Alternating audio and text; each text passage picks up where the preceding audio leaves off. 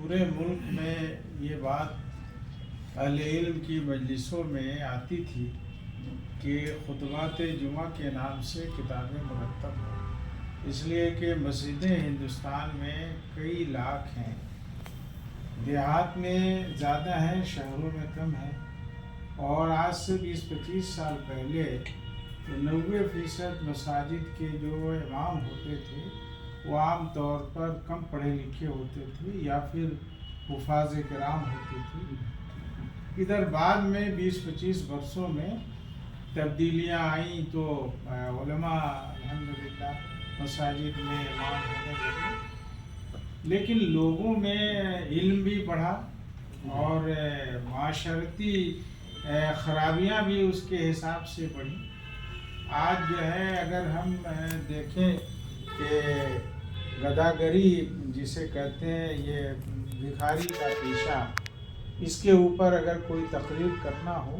تو عام طور پر کتابوں میں کوئی ایک جگہ اس طرح کی احادیث اور وہ نہیں ملتی ہیں۔ اسی طرح تلک ہے، جہیز ہے، یا تعلیم ہے، یا عصری تعلیم ہے، یا عورتوں کی تعلیم ہے، یا حدیث ہے، تفسیر ہے، یہ جو موضوعات ہیں اس طرح کے موضوعات پر کتابیں آسانی سے ایک جگہ خطبہ جمعہ کے حساب سے نہیں ملتی ہیں، یا تو تقریریں مفصل ملتی ہیں، جیسے جلسوں میں جو ہمارے اکابر کی تقریریں ہیں تو وہ 1 گھنٹہ 2 گھنٹے کی تقریریں ہوتی تھیں، اور وہ تقریریں تحریر میں آئیں اور وہ کتابیں مواعظ کے نام سے، یہ جیسے حضرت تھانوی کے مواعظ ہیں یا کچھ، تو وہ مواعظ جو ہے اتنے پھیلے ہوئے ہیں کہ جمعہ کے خطبے کے لیے کوئی امام ان کے پوری ایک تقریر کو پڑھ نہیں پاتا ہے، اس لیے۔ اور ہر زمانے کے حالات بدلتے رہتے ہیں۔ آج کل جو جوا وغیرہ کے نئی شکلیں آ گئی ہیں، موبائل کے ذریعے آ گئی ہیں، یا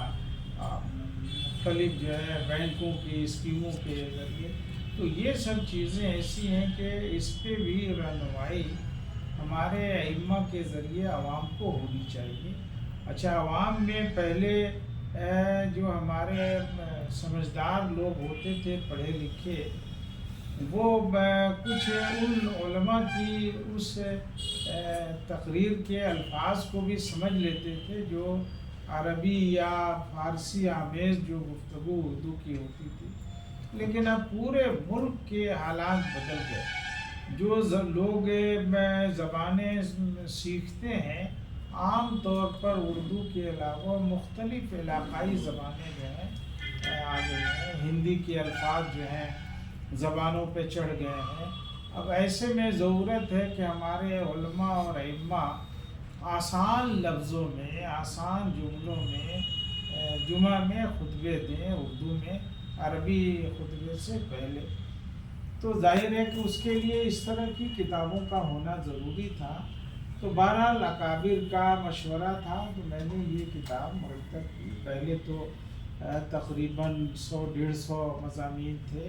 اور اب 256 مضامین پر یہ 4 جلدوں میں یہ کتاب آ گئی ہے۔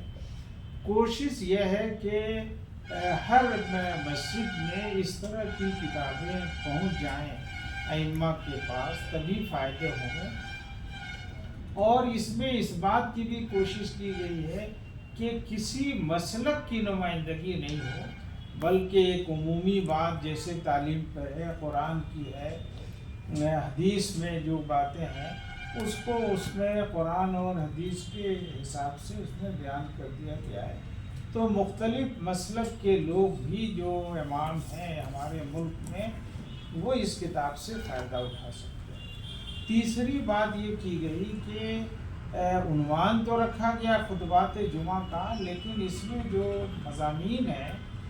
وہ عام لوگوں کے لیے ہیں، تو کوئی بھی اس کتاب کو اپنے گھروں میں پڑھ سکتا ہے، اس سے فائدہ اٹھا سکتا ہے،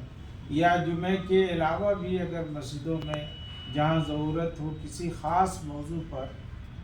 معلومات کی تو اس کتاب سے وہ چیپٹر نکال کے پڑھ کے سنایا جا سکتا ہے، تو یہ فائدہ ہے۔ تو اس طرح کی اتنی اہم کتاب جو ہے مختلف عناوین پہ ابھی تک سامنے نہیں تھی،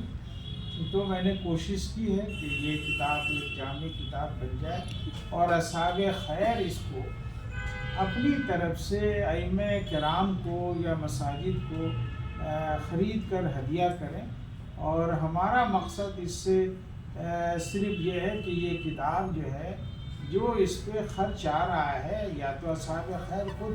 مختلف اسٹیٹ میں اس کو اپنی طرف سے چھپوا کر اپنے صوبے کے ائمہ تک پہنچا دیں، مساجد تک پہنچا دیں، یا پھر ہم لوگوں سے رابطہ کریں تو ہم لوگ اس کو شائع کرا کے ان تک پہنچا دیں گے۔ یہ ہے اس کتاب کا جو مین چیز ہے۔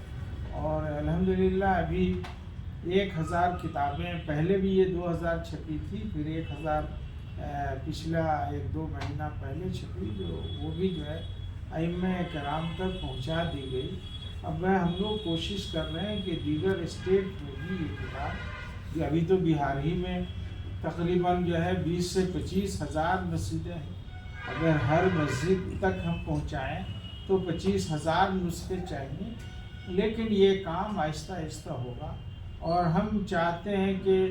ملک سے باہر جو لوگ چاہتے ہیں آن لائن اس کتاب کو پڑھنا، ویب سائٹ پر بھی اس کتاب کو ہم ڈالیں گے۔ اس کتاب کے 50-60 مضامین کو ہم نے آواز میں بھی، جس میں رسم الخط میں بھی وہ مضامین آتے ہیں، اور آواز میں بھی ہم نے اس کو ڈلوا دیا ہے، اس سے بھی لوگوں کو فائدہ پہنچتا ہے۔ آئندہ کوشش کی جائے گی کہ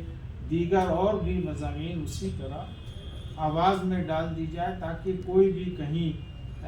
کوئی نوجوان ہو اپنے موبائل میں اس کو ٹیپ کر کے ڈاؤن لوڈ کر کے وہ سننا چاہتا ہے تو وہ سنے۔ اور ہم لوگ یہ چاہیں گے کہ جو مختلف ریاستوں کی زبانیں ہیں، اگر ان زبانوں میں اس کے ترجمے ہو جائیں تو آسانی ہوگی، اس لیے کہ جیسے بعض اسٹیٹ ایسے ہیں جو اردو نہ وہاں بولی جاتی ہے اور نہ تقریروں میں اردو زبان استعمال کی جاتی ہے، جیسے تامل ناڈو کا علاقہ ہے، یا کیرل ہے، یا خود جو ہے مغربی بنگال کا جو بنگلہ زبان بولنے والے علماء ہیں، وہ بنگالی زبان میں تقریر کرتے ہیں۔ تو اس طرح ہم لوگ چاہیں گے بھی ہوگا تو ایک بڑی تعداد میں، ہاں ہندی بھی اس کی ضرورت ہے، تو اور یہ چاہتے ہیں کہ ہم اس کو یوٹیوب پر اور نیٹ پر اس طرح ڈالیں کہ ہماری جو اسلام کے اصل بیس ہے اور اسلام کے جو بنیادی نظریات ہیں کسی بھی معاملے میں، وہ اگر کہیں سے کوئی ڈاؤن لوڈ کر کے سمجھنا چاہے، سیکھنا چاہے، جاننا چاہے، تو صحیح حدیث اور قرآن کی بنیاد پر وہ مواد اس کو